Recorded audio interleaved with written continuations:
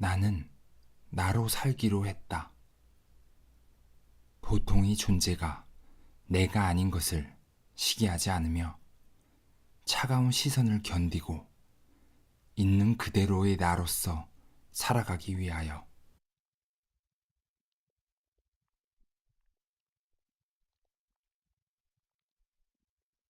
안녕하세요. 여러분은 어떤 존재로 살기로 하셨나요? 아직 모르시겠나요? 괜찮습니다. 그것 또한 괜찮습니다. 저는 로 살기로 했습니다.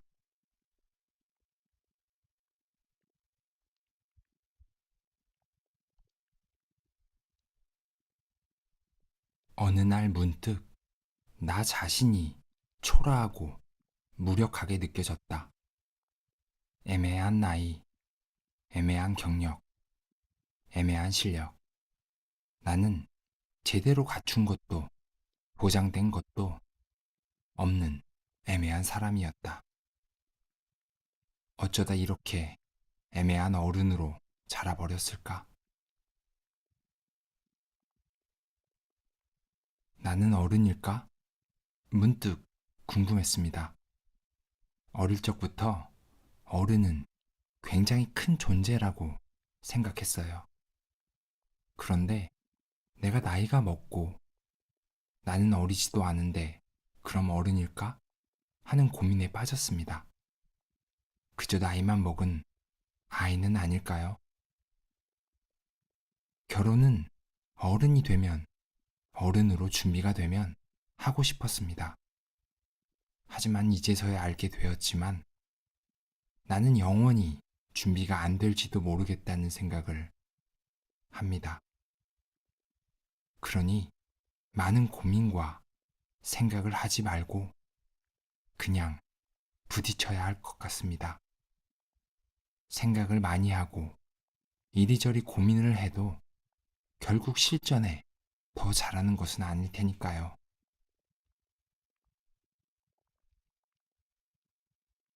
세상이 나의 존재를 무가치하게 여길지라도 나는 나를 존중하고 나로서 당당하게 살아가도 된다는 거였다. 저는 이런 말에 늘 이렇게 생각했습니다. 말이 쉽지. 하기 쉬운 말이라고 너무 쉽게 하는 거 아닌가 하는 생각을 했어요. 누구나 나의 존재를 가치 있게 할 수 있다면 우울증도 극단적인 선택도 없는 사람이 되겠네. 그렇게 생각했습니다.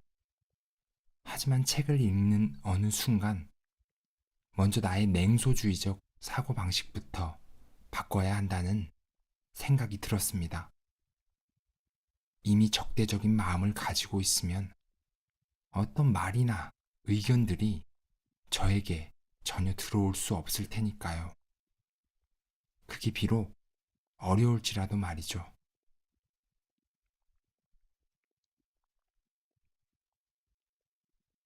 내게 친절하지 않은 사람에게 친절하지 않을 것. 우리에게 친절하지 않은 사람에게 친절하지 않은 이에게 우리를 존중하지 않는 이에게 친절하려 애쓰지 말자. 상황을 바꿀 수 없을지라도 적어도 그들에게 비굴해지지는 말자.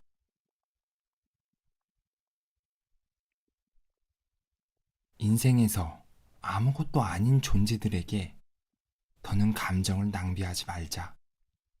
마음을 졸여도 끙끙거려도 미워해도 그들은 어차피 인생에서 지나가는 사람들일 뿐이다. 인간관계에서 오는 마음의 상처와 스트레스는 그 어떤 것보다도 더 크지만 모순적이게도 그 인간관계에서 치유를 받기도 합니다. 저는 어느 순간 인간관계에 염증을 느껴 아무도 만나지 않았던 적이 있었습니다. 그러한 관계들은 연기 같아서 쉽게 사라져 버리더군요. 하지만 때론 그러한 관계들이 그리울 때도 있습니다. 제가 잘못 판단한 것은 모든 사람들을 배척했던 것입니다.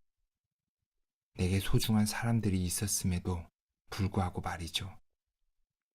책에서도 말했듯이 우리가 신경 쓰지 않아야 할 사람들에게 감정을 낭비하지 말자는 것이죠.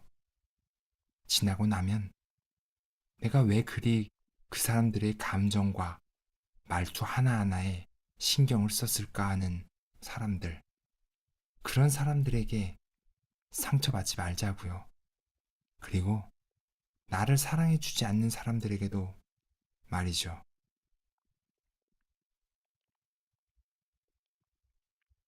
방어의식은 사람을 영원히 자기 삶 바깥에서 서성이게 한다. 자신을 초라하게 하는 현실과 마주하며 무력감과 수치심을 감당할 바에는 차라리 동료의 고상한 레지스탕스가 되는 편이 나을 거라 여겼을 수도 있고, 부조리한 세상에 상처받는 것이 두려웠을 수도 있다. 한심하고 부끄러워할 건 좋은 직장에 다니지 못하는 거나 성공하지 못하는 것이 아니라 자신에 대한 변명을 늘어놓으며 아무것도 하지 않는 것이다. 자신이 기대했던 모습은 아닐지라도 스스로가 초라하게 느껴지는 걸 견뎌야 할지라도 변명을 덜어낸 진짜 자기 자신과 마주하자. 너무도 전곡을 찌르는 글이라서 할 말이 사실 없습니다. 내가 좋은 대학에, 좋은 직장에 가지 못한 것은 단순히 내가 열심히 하지 않은 것이다. 나는 그 수준이 되는 사람인데 그 상황에 어쩔 수 없는 이러이러한 것들 때문에 나는 그렇게 되지 못한 것이다 라고 말을 주저리 늘어놓았습니다. 내가 잘 되지 않은 것은 나의 판단이었고 나의 목심에도 도대체 어떤 것에서 그 이유를 찾는 걸까요?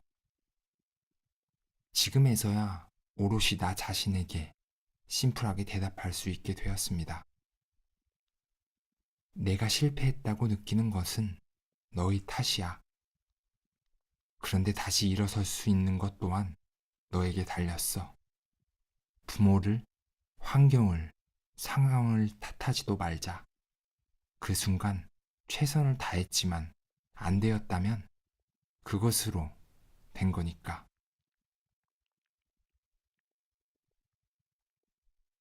중요한 것은 자기 내면의 분노로부터 자유로워지는 것. 누구의 삶도 완벽하지 않음을 기억할 것.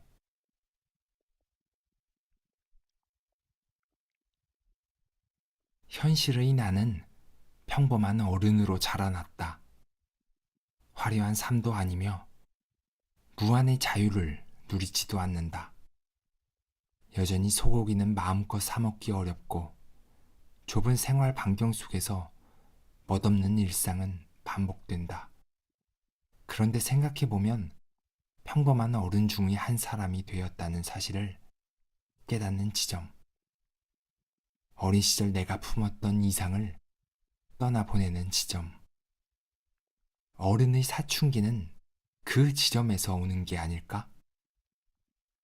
어린 시절의 환상과 기대감에서 벗어나 특별하지 않은 보통의 존재로서 자신의 삶을 꾸리는 것. 어른의 숙제란 그런 것인지도 모른다.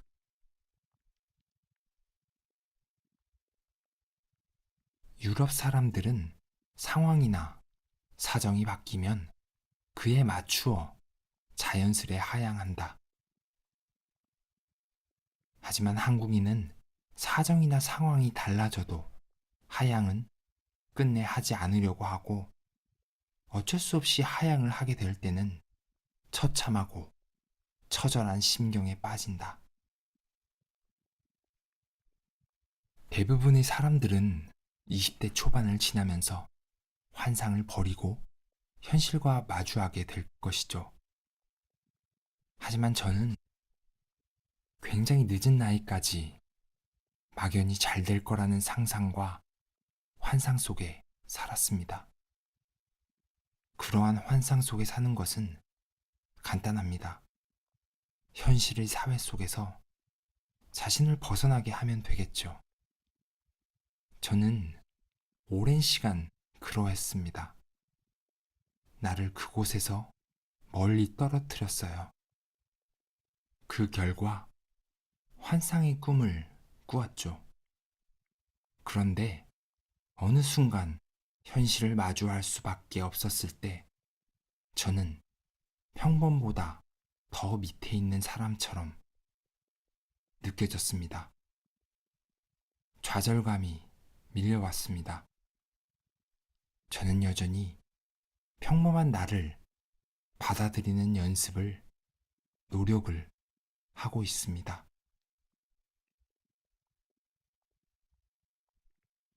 어른의 사춘기는 자신의 평범함을 인정하고 그 안에서 자신의 삶을 채울 수 있을 때 종결되는 것이며 우리는 그 순간 진짜 어른이 될 것이다.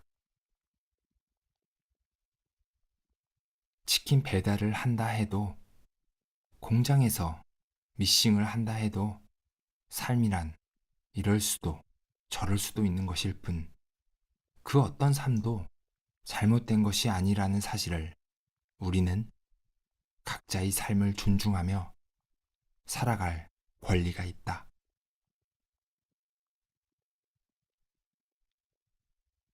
남의 시선 속에 있는 우리는 다른 나라와 사정이 조금은 다르겠죠. 하지만 차로 그 사람을 판단하고 등급을 매겨버리고 한국 사회의 고질적인 집단 사회적 문제점은 여전히 산재해 있습니다.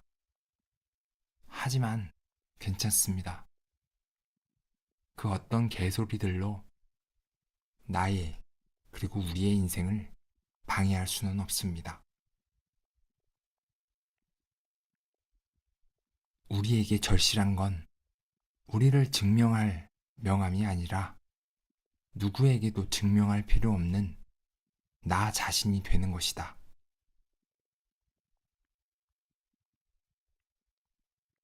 우리는 각자의 답을 가질 권리가 있다. 우리는 오답이 아닌 각기 다른 답이다. 이 나이에는 군대를, 이 나이에는 결혼을, 그리고 이 나이에는 아이를, 우리는 모두 똑같은 답을 요구합니다. 거기에 반한 사람이 나오면 쟤는 왜 그런데? 결혼은 안 한대? 애는 언제 낳으려고? 물론 내 이야기도 그러합니다. 하지만 이제는 나만의 답을 찾으려 합니다. 무슨 상관입니까? 내 인생입니다. 이렇게 말이죠. 나는 여전히 내가 애틋하고 내가 잘 되길 바란다. 당신도 그럴 수 있다.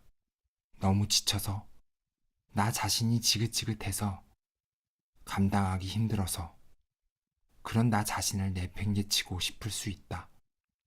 하지만 내가 아닌 누구도 내 삶을 대신 돌봐주지 않는다. 상처가 생겼다는 이유로, 마음에 차지 않는다는 이유로 누구의 돌봄도 받지 못한 채 내 삶이 홀로 울고 있다면 그건 너무 미안하지 않은가? 그러니 살다가 어떤 불행을 마주한다 해도 충분히 슬퍼하고 괴로워했다면 그 원치 않는 사실과도 함께 살아가는 방식을 익히자. 당신의 고단함이 별것 아니라서 혹은 다들 그렇게 사니까 같은 이유가 아니라 당신에게 가장 애틋한 당신의 삶이기에 잘 살아내기를 바란다. 진심으로. 저는 이 글귀를 읽고 정말 울컥했어요. 그 누구보다도 소중한 내 자신을 나조차 돌봐주지 않았던 것 같습니다. 우리는 홀로 울고 있는 아이가 있다면 그냥 모른 척 하지 않잖아요. 하지만 어른이라는 이유로 또 이런저런 이유로 우리는 우리 자신을 모른 척 했던 것 같습니다. 사실 덩치만 어른이지요.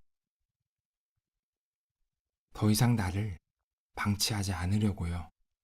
아프면 위로하고 기쁘면 함께 기뻐해주고 너무나 애틋한 나란 존재이니까요. 나 자신을 홀로 울게 내버려 두지 않았으면 합니다.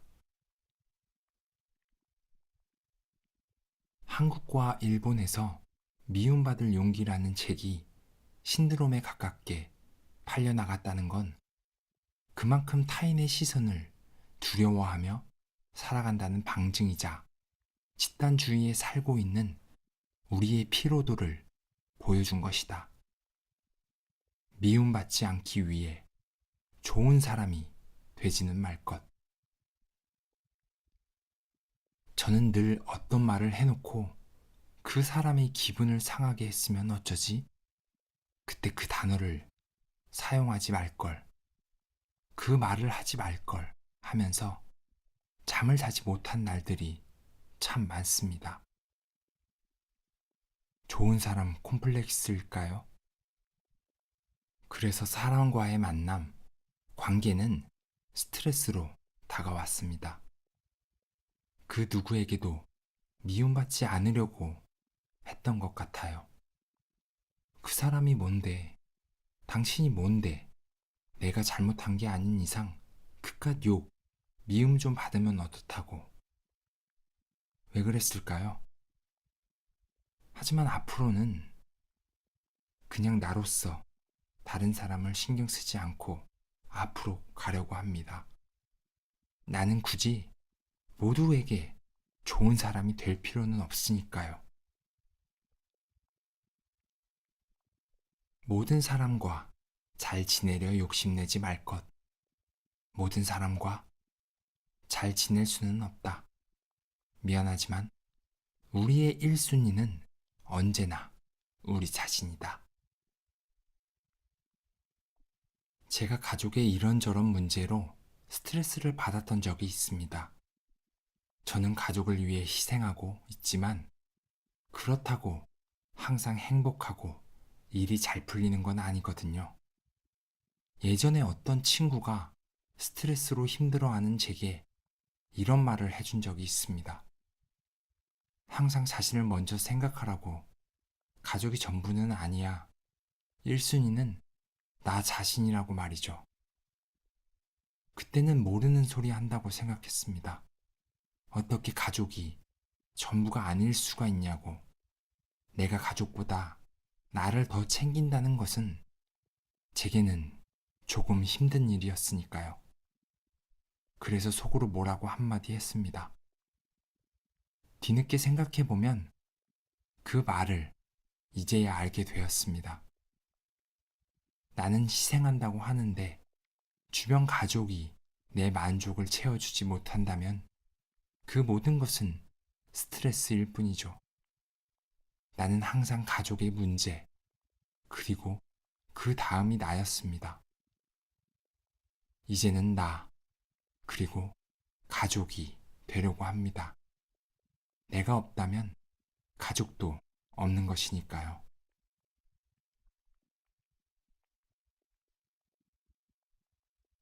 지금 관계에 최선을 다할 것. 우리가 특별히 잘못된 사람이 아니라 알고 보면 우정의 종류는 누구의 삶에나 일어나는 보편적인 일이다. 그러니 떠나간 관계에 대해 스스로를 지나치게 탓하지도 남겨진 것에 겁먹지도 말자. 대신 지금 내 곁에 있는 사람들에게 좋은 사람이 되어주자. 지금의 나와 닮은 새로운 친구를 만나자. 당신이 누군가가 필요하듯이 누군가도 당신을 필요로 하며 완벽하지 않은 우리는 그렇게 서로에게 기대며 살아간다. 그럼에도 누군가와 함께 할 것, 외로운 그에게 필요한 건 고독을 견디는 힘이 아니라 진실한 누군가이다.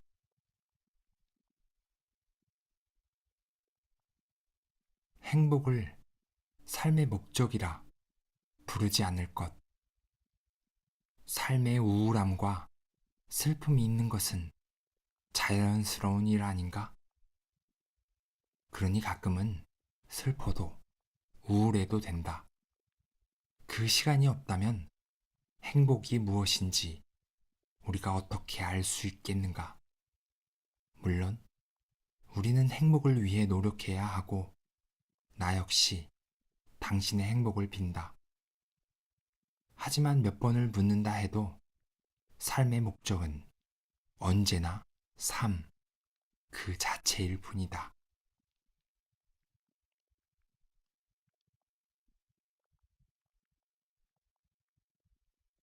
피천득은 장수라는 글에서 기계와 같이 하루하루를 살아온 사람은 팔순을 살았다 하더라도 단명한 사람이라고 말했다.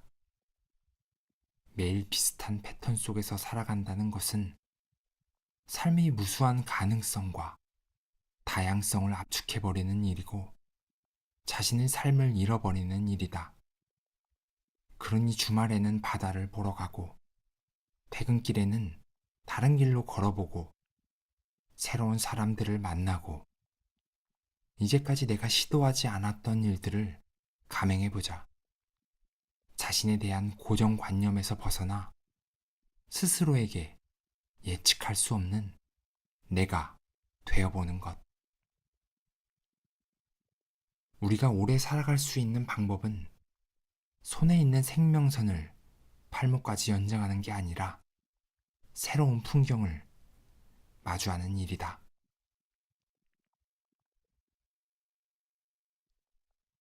저는 여행을 가고 이직을 하고 환경을 바꾸는 것만이 이 쳇바퀴 패턴에서 벗어나는 길이라고 생각했었습니다. 매일같이 똑같은 듯 반복되는 삶이 너무 싫어요. 조금 더 젊었을 때는 누구나 다 그래 라는 말은 나에게 안 통한다고 생각했었습니다. 하지만 어느 순간 나 역시 그 쳇바퀴 속 여러 사람 중 하나가 되어버렸습니다. 매일매일이 반복되는 프레임 속에 갇혀버린 것 같았습니다.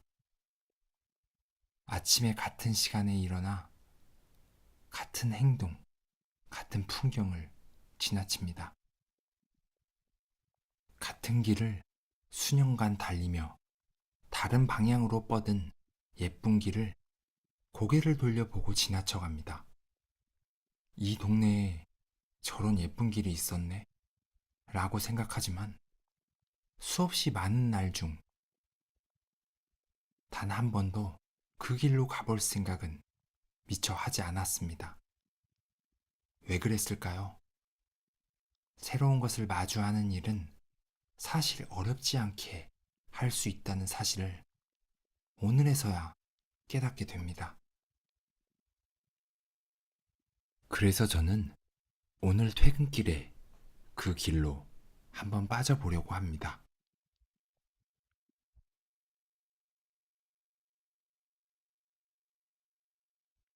자극적인 즐거움이 끝난 일상은 더 무료해지고 생은 활기를 잃는다. 만약 당신이 삶을 생생하게 느끼고 싶다면 삶의 앞마당에 있는 사소한 행복에 예민해지고 살아있는 삶에서 기쁨을 찾아야 한다.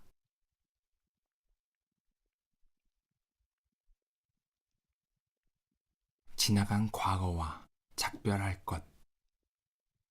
더 이상 과거에 붙잡혀 살고 싶지 않다면 과거에 연약했던 나에게 위로를, 미성숙했던 그 모든 존재들에게 작별을 고해야 한다.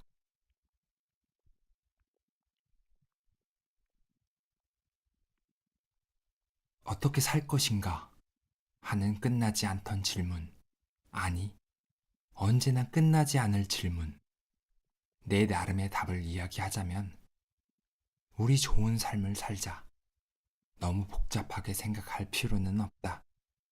열심히 일하고 사랑하는 사람들과 대화하고 함께 맛있는 것을 먹고 좋아하는 노래와 좋은 책과 함께하며 날씨가 좋은 날 햇볕을 쬐는 것. 나는 그 일상의 따스함이 좋은 삶의 전부라 생각한다.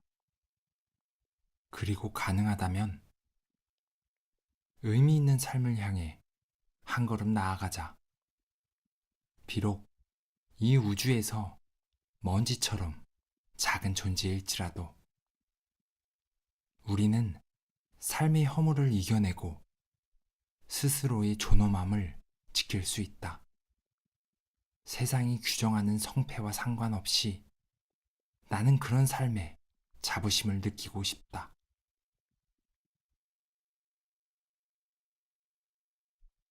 죽는 순간까지 나를 떠나지 않을 존재에게 오늘은 꼭 이렇게 말하자.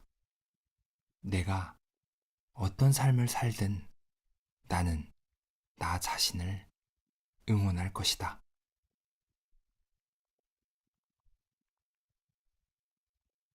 여러분, 누구보다 응원해야 할 사람, 절실히 응원이 필요한 사람은 그 누구도 아닌 바로 자기 자신입니다.